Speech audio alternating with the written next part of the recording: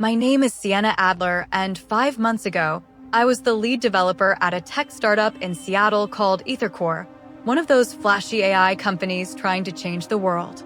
I had poured 3 years of my life into building something revolutionary, an AI-driven algorithm that could predict market behavior using real-time microdata, news, trends, even sentiment.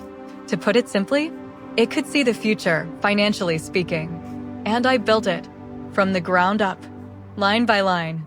But no one cared, because I wasn't the CEO. I wasn't the nephew of the founder. I wasn't born into a trust fund. I was just a code monkey to them. Especially to Ethan Miles, the CEO's 26-year-old nephew who walked around like he owned the damn company. He didn't code, didn't design, didn't lead, but he threw loud parties. And that, apparently, made him royalty. So when I skipped his birthday yacht party, everything changed. It wasn't out of disrespect. I had told him in advance. My mom was recovering from surgery, and I flew home to Michigan to take care of her for the weekend. He sent a sarcastic, "Hope your mommy feels better" text. I ignored it. When I came back to work Monday, my badge didn't work. I thought it was a glitch. It wasn't. Security escorted me upstairs like I was some kind of intruder. The HR lady wouldn't meet my eyes.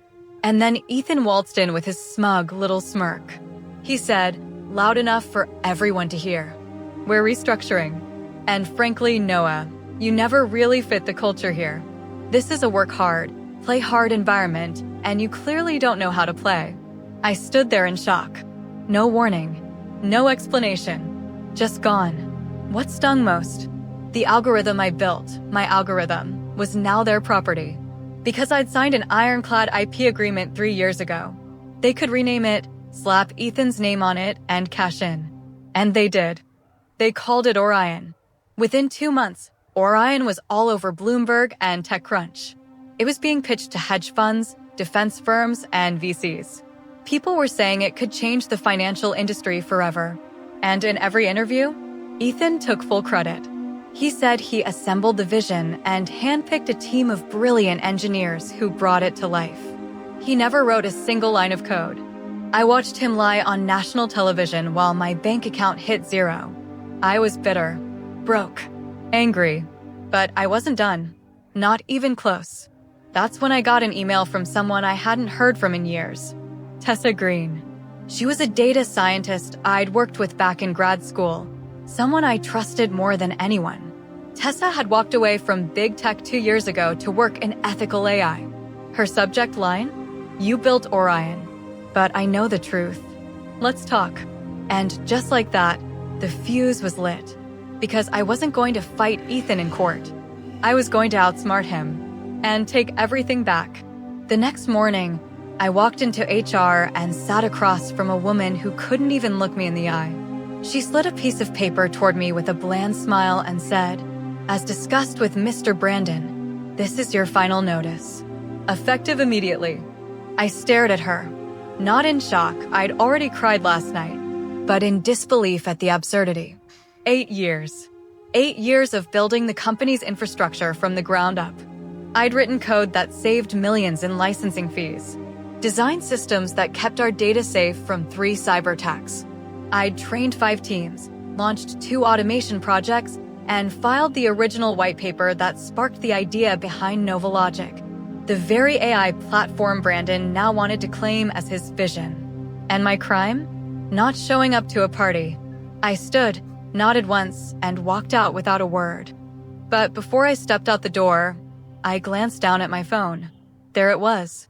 An email I'd scheduled months ago. Subject: Intellectual Property Rights. Notice of filing. Because while Brandon and his circle played beer pong and plotted social climbs, I was busy doing something else. Protecting my work.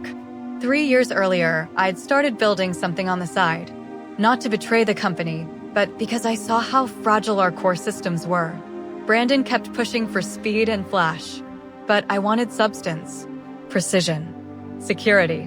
So I designed an entirely new framework for adaptive predictive modeling, an algorithm that could self-optimize in real time based on user behavior.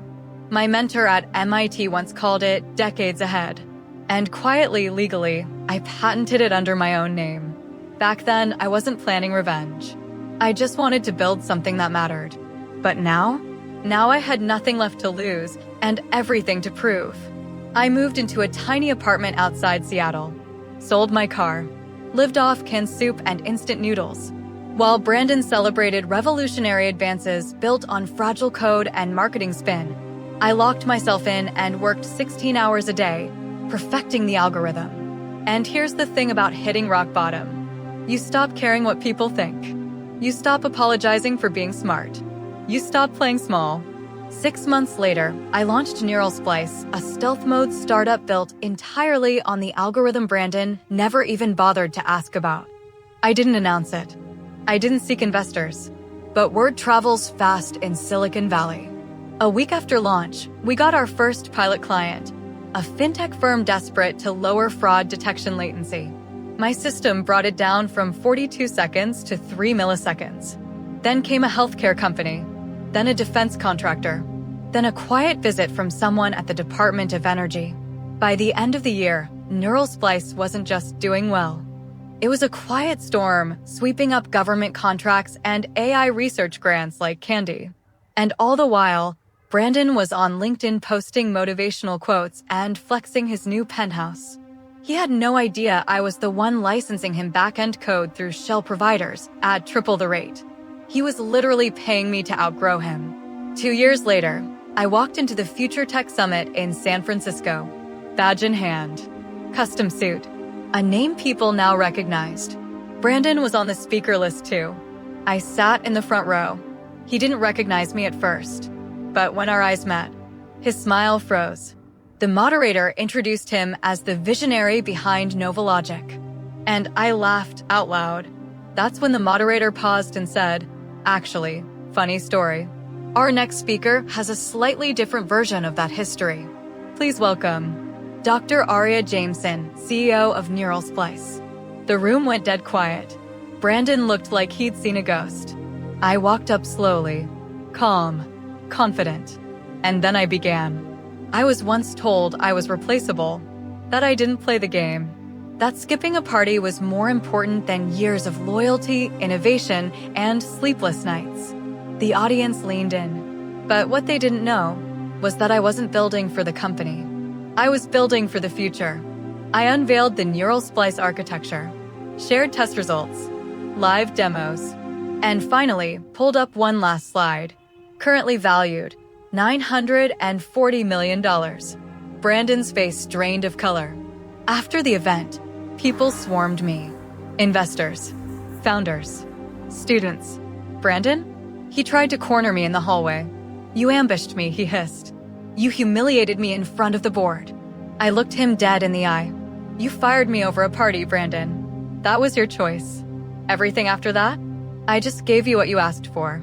He stammered something about NDAs and IP theft. I calmly pulled out a legal envelope. "Here's the patent filing, dated 2 years before Novalogic launched. Filed under my name, funded with my own money. You're welcome to sue." He didn't, because he knew, and so did everyone else. The day after I walked out of Linhart Dynamics, I felt numb. All those years I'd put into building something valuable, gone with one smug wave of Grayson's hand. I wasn't angry anymore. I was focused, crystal clear. I opened my laptop in my tiny apartment and pulled up the codebase I'd quietly mirrored every night for backup. Not stolen. These were my original contributions, logged, timestamped, legally mine. The best parts of the predictive algorithm were all me. I wasn't just some engineer. I was the architect. The brain behind the billion-dollar engine that Linhart Dynamics had barely begun to grasp. Grayson had fired me because I skipped his birthday bash? Well, I was about to skip the part where I watched my own invention make him rich. And that's when I made the call. Leo? It had been years since I spoke to Leo Kwan, an old college friend turned venture capitalist. We weren't close anymore, but he respected talent. When I pitched him my idea, an independent AI platform that didn't just predict user behavior, but evolved with emotion-based modeling, he didn't blink. "I'll fund the first $1 million," he said. "But I want in early." I smiled. "You'll be in before the doors even open." That night, I didn't sleep. I coded. I rewrote my old algorithm into something sleeker, smarter, uncut brilliance without corporate red tape. I called it Halcyon, a new beginning. Meanwhile, Linhart Dynamics was cracking at the seams. I knew because ex-coworkers kept texting me. Grayson promoted some influencer girlfriend to project lead. He tanked the beta launch numbers. We're missing your patch notes. Stuff's failing in real time. I didn't respond. I just watched. Quietly. They didn't know I had already filed the intellectual property rights to the underlying emotional behavior layer. The one I invented. The one Grayson thought he could erase when he fired me. But without it, their tech was nothing more than glorified regression analysis. It was garbage. And investors were starting to notice. 6 months later, Halcyon was live. Not as a consumer product, but as a private tool for strategic market forecasting. We quietly partnered with hedge funds, e-commerce giants, and even the Department of Energy. And within 3 months, we were clearing $22 million in recurring annual revenue. I didn't put my face on it. I didn't need applause. I needed results. And the sweetest one came when Linhart Dynamics tried to sue. The cease and desist letter landed in my inbox like a joke. Grayson accused me of IP theft, breach of contract, and corporate sabotage. He thought I'd panic. He thought I'd back down. But my lawyer, an icy genius named Ava Chang, had already built the fortress. She showed up to the hearing in black heels and a sharper argument than I'd ever heard in my life. Your Honor, my client authored the core logic under a limited employment clause. The emotional layer in question was never logged into Linhart's system, and in fact, is demonstrably newer, independent work.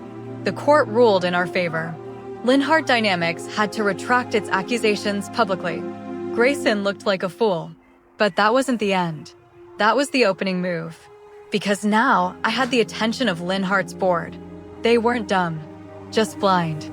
When I got a LinkedIn message from Meredith Kroll, the CFO of Linhart, I nearly laughed.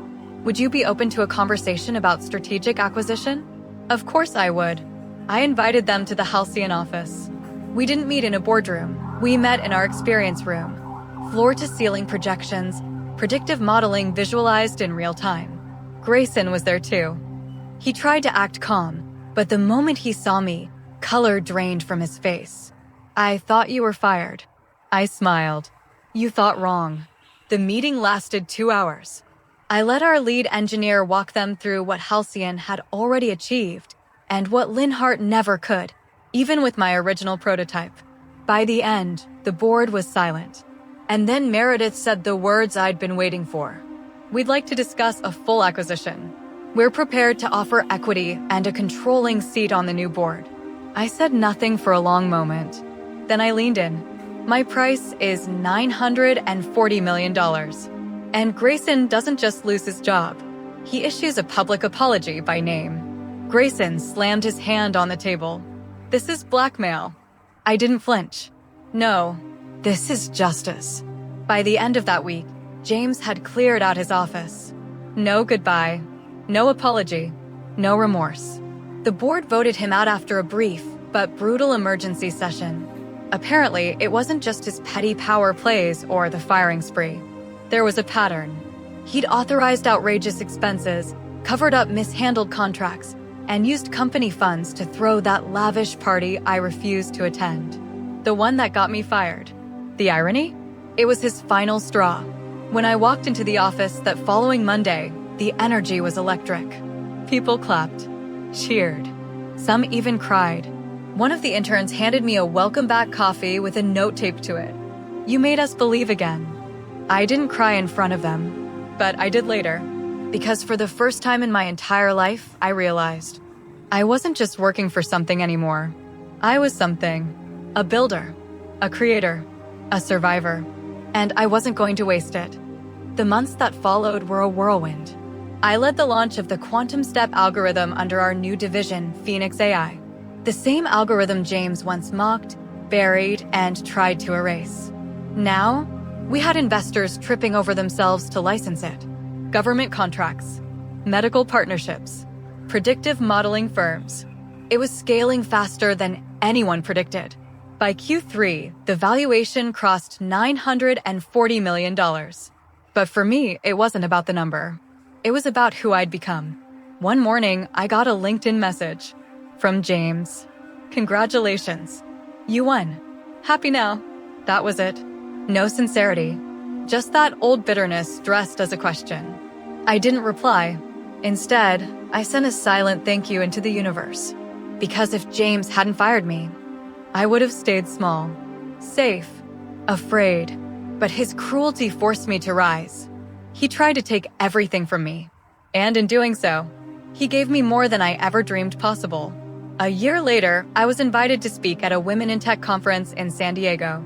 After my talk, a young woman approached me nervous, clutching a notebook, voice shaking. I wanted to say, I almost quit. But then I read your story. You got fired for missing a party. And now, look at you. I smiled and told her what I now knew was true. Being underestimated is painful, but it's also power. Because while they're busy mocking you, you're building something they'll never see coming.